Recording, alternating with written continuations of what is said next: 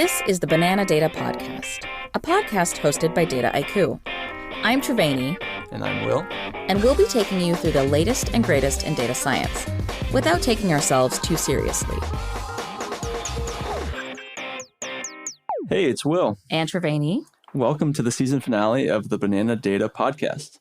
So after an exciting 9 episodes, we're mixing it up a little bit for this one with a new format. We've talked a lot this season about the different practices that make for good and bad AI. So today, Will and I are going to recap what we think are the most critical practices for anyone looking to build a scalable AI solution. Let's dig in. Yeah, I'm going to start off with what I think is really important, and conveniently, it starts at the beginning of your pipeline. I'm going to argue that people should be intentional with their data, right? And what does that mean? Well, build the process of collecting the right data into your practice from the get-go, and give it just as much importance as the modeling and the final prediction and all the tweaking that you do.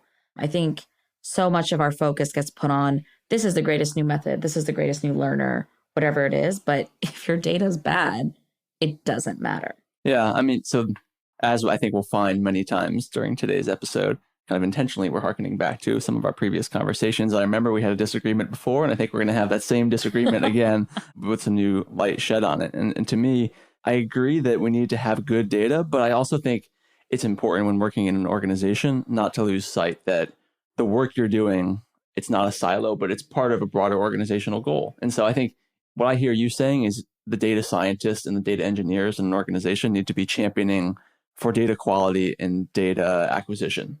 But if you're, in the C-suite of an organization, your big organizational goals are not just the data is serving a broader purpose. You can't say if we're selling widgets, right? If we're selling some good, we're not going to shift our sales practices so that it somehow improves our data quality.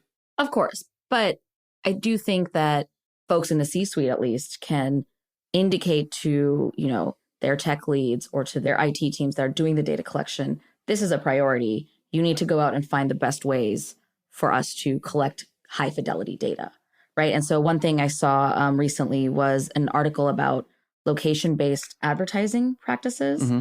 And in fact, a lot of money gets poured into these apps and technologies to track where you are at any point to then give you localized ads. Mm-hmm.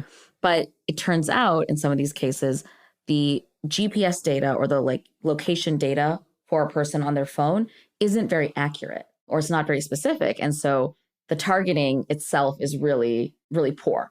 And I think actually the article was arguing that people lose up to $30K's worth of money just on these poor targeting practices. Campaigns that are kind of wastefully done. Wasteful campaign spending, right? Yeah, I mean, this will get into something that I want to talk to you about in a little bit, but just this idea of retrospection and, again, going back to the bottom line, whatever that bottom line may be. In general, for an organization, one bottom line is probably always efficiency, sure, I would imagine. And so I agree with you in this point that if you think you're pursuing goal X, which in this case is location-based advertising, and you have data, but that data quality is poor, then for sure it's a waste of everyone's time. And in this case, probably lots of money as well.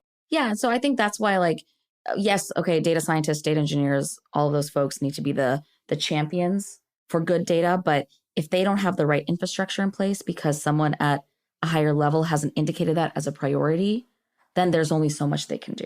So part of it is not just okay, we need to get good data into our systems and all of that, but also interrogating your data up front, right? So that you know what your limitations are and what you will be able to confront or not confront. Yeah. A question I have kind of following on that though for you is you say be intentional with your data. Mm-hmm. And to me, that implies that we have a hypothesis, A, we collect data, B, we use that data in some process, C, and then we derive business value, D. Yeah. A linear pipeline, linear process. Yeah. And that makes sense, but how then do you square the circle adding in space for kind of data exploration in your ideal data practice, Triveni? Well, because sometimes you get data and you're like, well, this is an interesting bit of data exhaust that's coming from the organization. It wasn't gathered with an explicit purpose, right? But in theory, the creativity of a data scientist is meant to shed insight, find patterns, find some sort of business value where no one expected it to be. So how do you think about that? Well, I think the idea that it's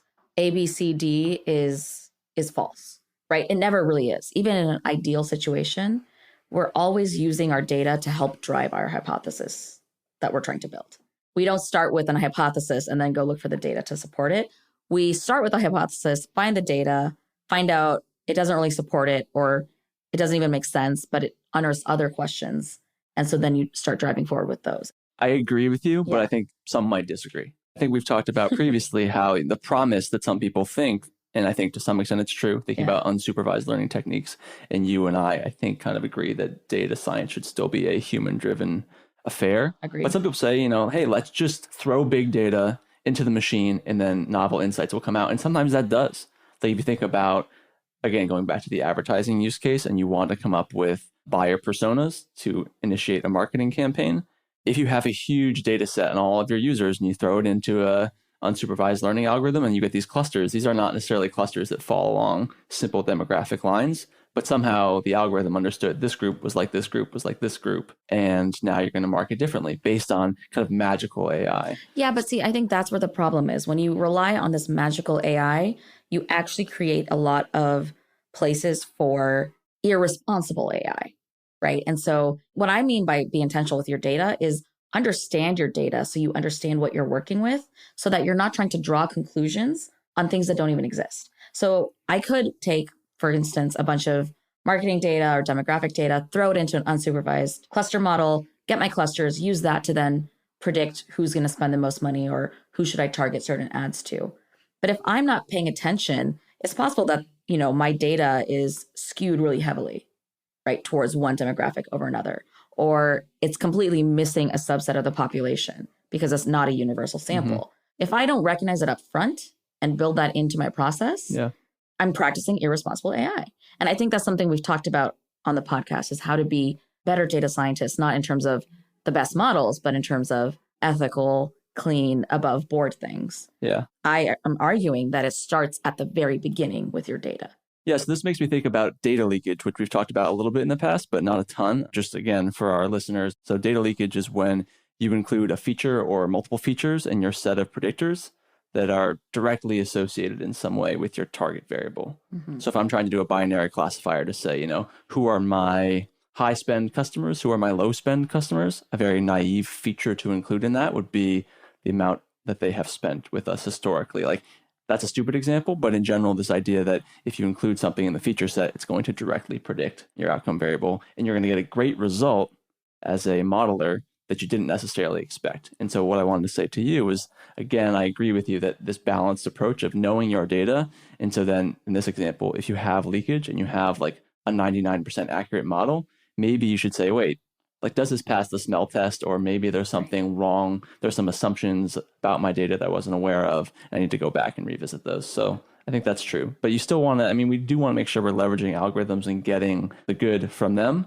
But I think your point of being a responsible practitioner is the data too. So that if the algorithm says something that's too good to be true, you can call it on its bluff. Yeah, we talk about data leakage all the time. Like, that's one of the things that you get taught as a data scientist is don't let there be data leakage. So maybe let's add a couple other checks and views up front so that we know what we're doing with our data. That's all. Yeah. Cool. So you talked about data quality, being intentional with one's data. So now I'm going to bring it up a notch, thinking about good data science practices in an organization. And to me, the title for my best practice is to invest in a shared environment. But by a shared environment, I am talking about technologies. So tools that your practitioners, the people who are doing this work in your organization, what are they using to do the work? So we've talked about Jupyter notebooks, and we've talked about the cloud. The cloud means many things, and we can touch on that a little bit right now. We've talked about databases and data storage technologies and API nodes and API queries. So all of these things, I would say, are tools that are used in a efficient data science practice at an organization. And so by a shared environment, I've seen in my experience, there are a lot of benefits for organizations that bring and consolidate all these tools into one central place. And so to me, and we can talk about, why I feel passionately about this, but I think the first thing that comes to mind is, and I think it's something that we've talked about in terms of the ethics of it, bringing more people to the table, so to speak. You get more viewpoints involved in things like machine learning model building, machine learning model assessment. And there we're going to, I think, hopefully do better to improve ethics and make less of these huge botches when it comes to models that were deployed and oops, oh, that model was terribly inappropriate in this way or that way. Yeah.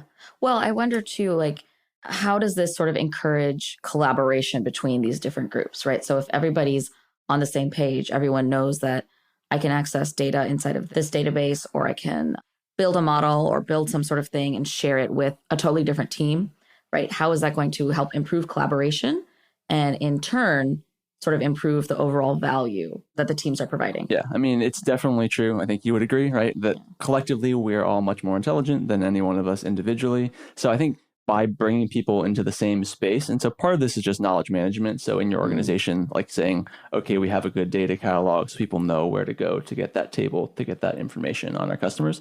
But also just logging into, literally the same web portal to do all of those tasks. I think there are efficiencies that you get from that. And something that's a little bit more specific on this point, just this idea of technicality in users, I think is something that a shared environment can help alleviate. So what I mean by that is it used to be if you were a data scientist, you were a super proficient coder, you knew 5 different languages, you knew the math, you knew all of these super specific skills, but then someone else who was a quote unquote business user or business practitioner in your organization, it was like you had to translate between 2 different languages to work towards one shared goal. And so now, again, there are some tools in the marketplace and also just in general, if people are inhabiting the same quote unquote space and you and I can log in and see your work, I mean, I can ask you like in that platform, I can comment on your code or comment on whatever the work that you've done is and say, Triveni, like what is going on here? Can you explain? I think that's going to make those handoffs and make that productionalization much more efficient. Well, what would you say to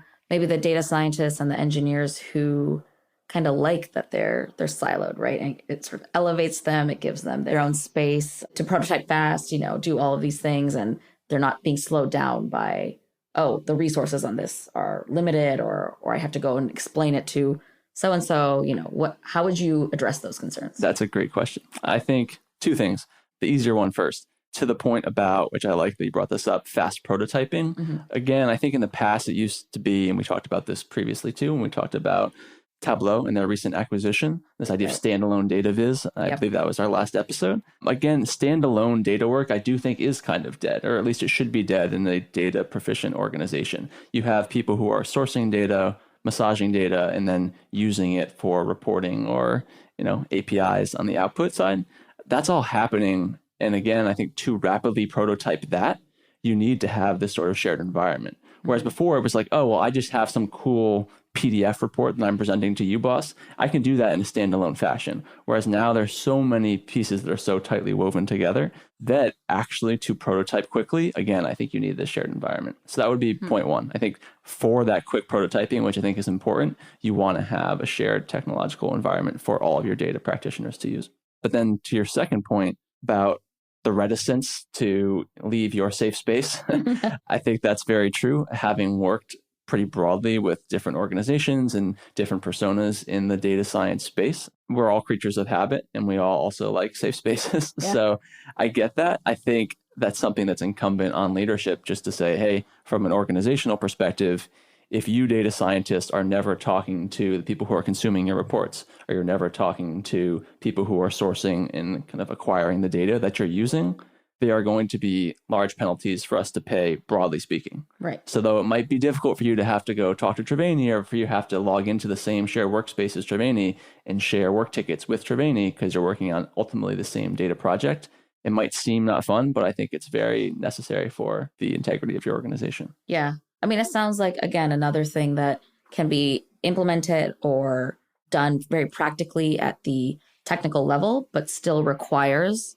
commitment and devotion from C-suite. Yeah. And I would say something I've also seen done quite well in some companies that I've worked with and not as well with others is the power of marketing. So not just marketing to your external clients or customers, but marketing things internally. Yeah. So if you have some major initiative, and in general, I think if organizations are trying to be data driven as opposed to just standalone insights, but they're really trying to make themselves a smart organization, which I think can be done, they can't just say that they're going to do it and have it happen overnight. To change behavior is hard, but I think marketing makes a difference. So if you say like, hey, this is the tool that we use, and this is why it's good, and this is why we think it adds value to your life and the organization's life, You could gamify the experience. People always love little internal competitions. Sure. Like there are things that you can do more than just telling your employees, hey, you have to log into the shared environment and we're now suddenly data driven. Like that's not going to work. But if you put in the time, I think the benefits will come.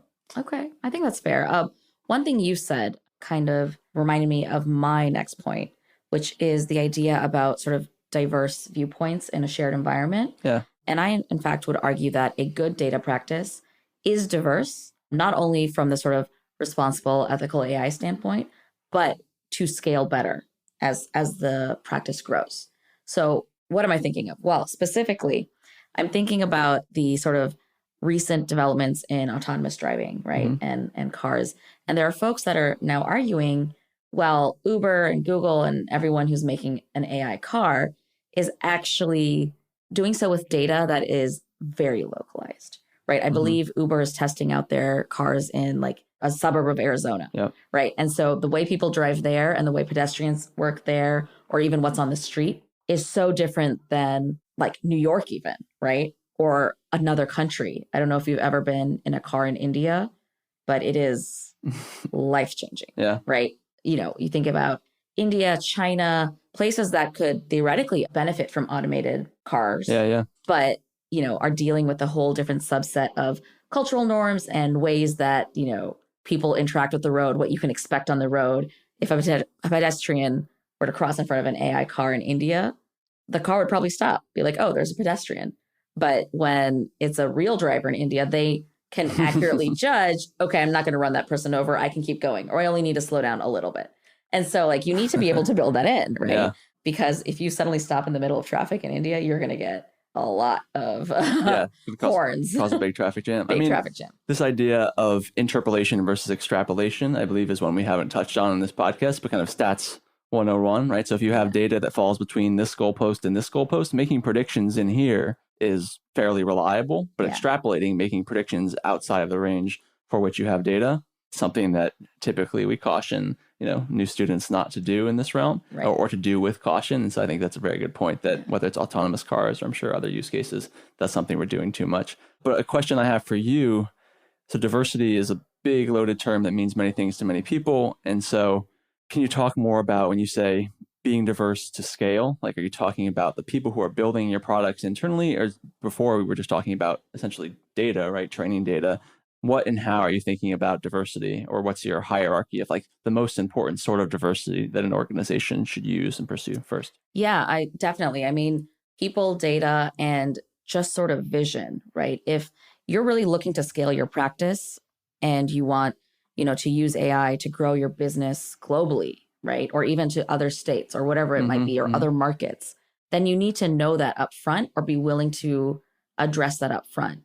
And not expect to be able to create a one size fits all sort of practice.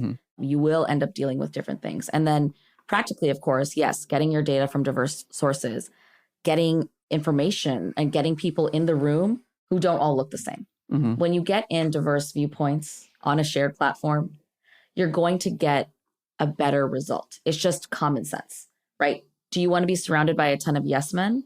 Or do you want people who are going to challenge you?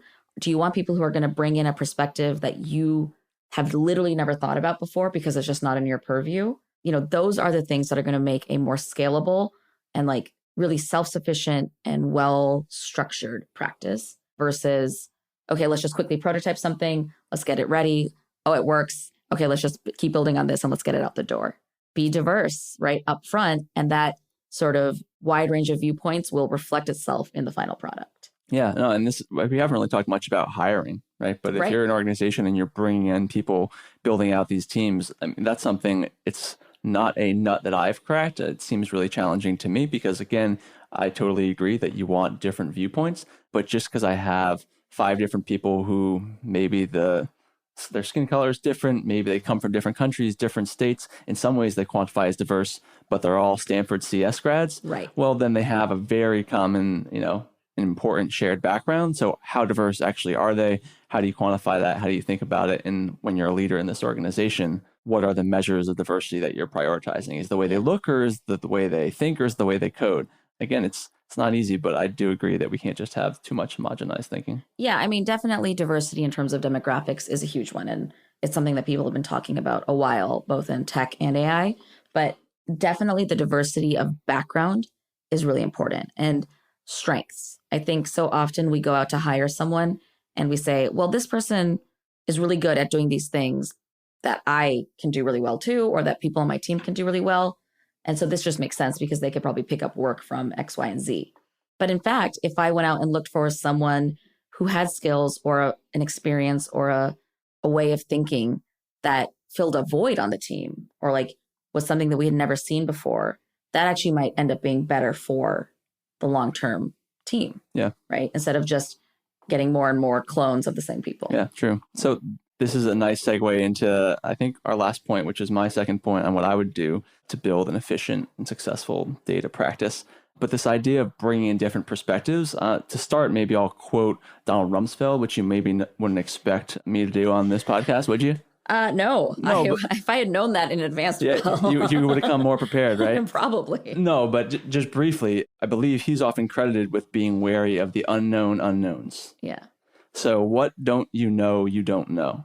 And so again, this idea, I think we can agree with Donald Rumsfeld that is a threat, right? So if you have all of these homogenous thinking in one room, you're not aware of your own biases. You're not aware of some exciting possibility that exists for you to tap into because you're so stuck in groupthink.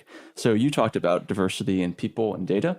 And I was thinking that what I would encourage data leaders to do is to invest in external consulting. And by this, I mean like consultants, like people that you bring in to advise you.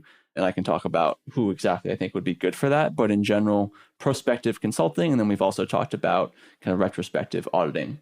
And so I think in general, bring in these outside service providers to help you, particularly as you're an organization, as pretty much all are, looking to kind of scale up and become more data driven. I think that just like in general, when you're trying to do something new in life, it's good to have a coach, someone to help.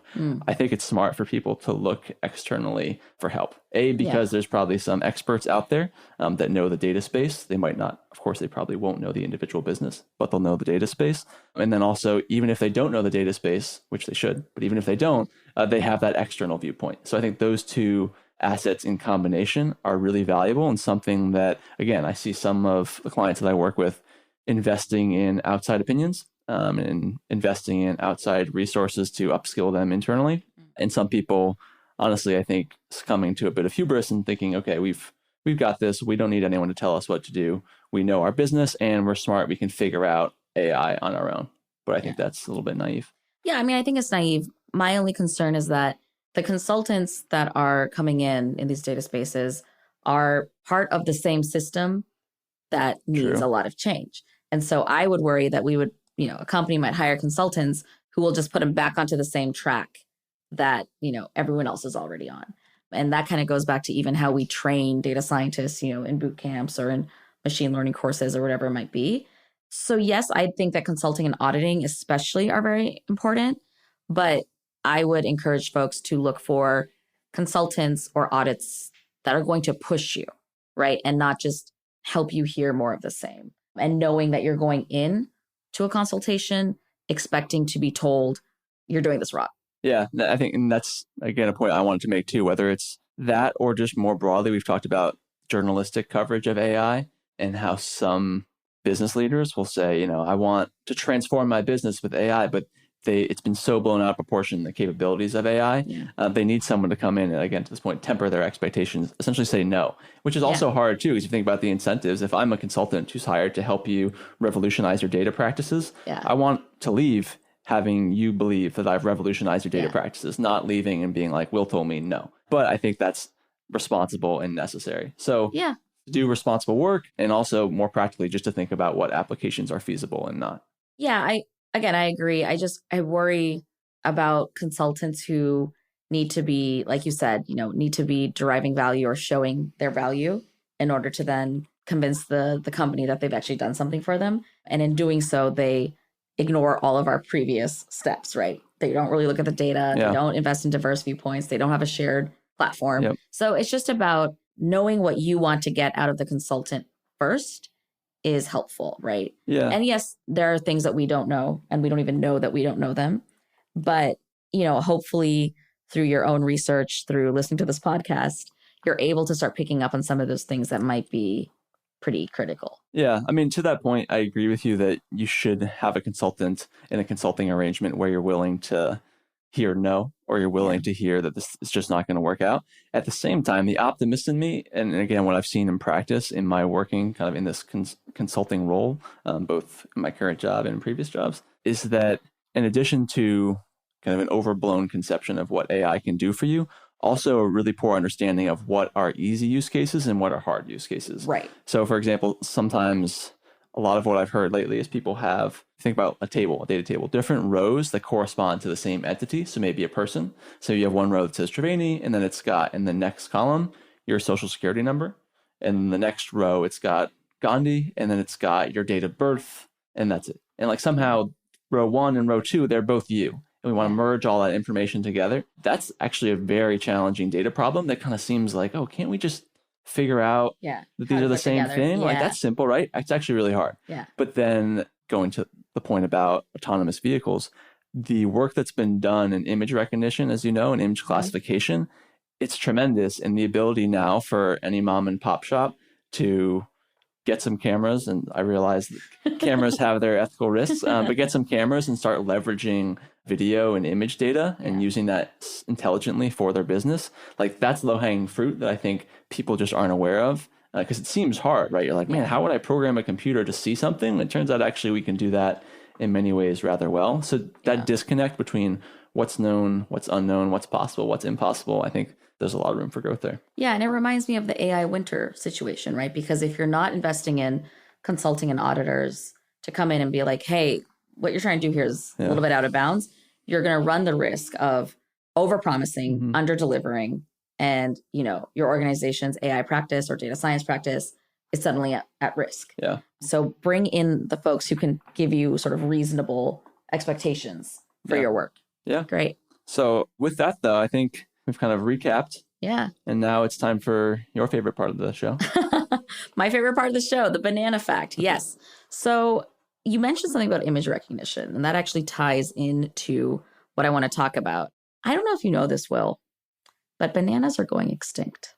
Didn't know that. Yeah. I wanted to save that fact for the last episode. It's a little foreboding. So we could just kind of like end on a really low note. No, I'm kidding. So the current species of banana that are most commonly eaten, the Cavendish species, are actually being affected by this fungal disease that began in Malaysia, like in the 1990s. And it's spread everywhere now. So this is not the first time a fungus has wiped out bananas, right? So the original species of bananas that people used to eat was wiped out in like 1965. And so when you eat like banana flavored candy, that's the flavor of the old bananas. That's the old banana. Yeah, okay. Which I kind of prefer because I think current bananas are a little bland. Sorry, bananas.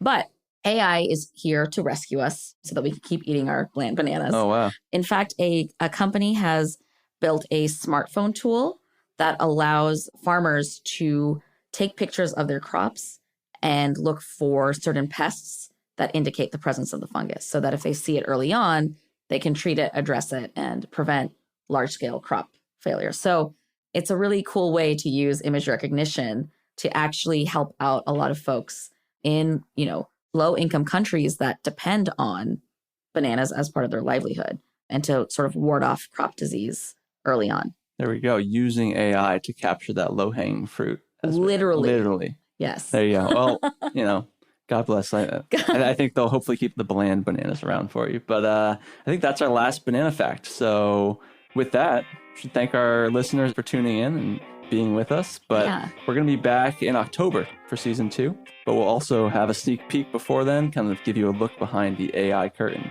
In case you miss us too much, be sure to subscribe to the Banana Data newsletter and share our podcast with your network. We'll catch up on all things data in no time. I'm Triveni. And I'm Will. We'll see you soon.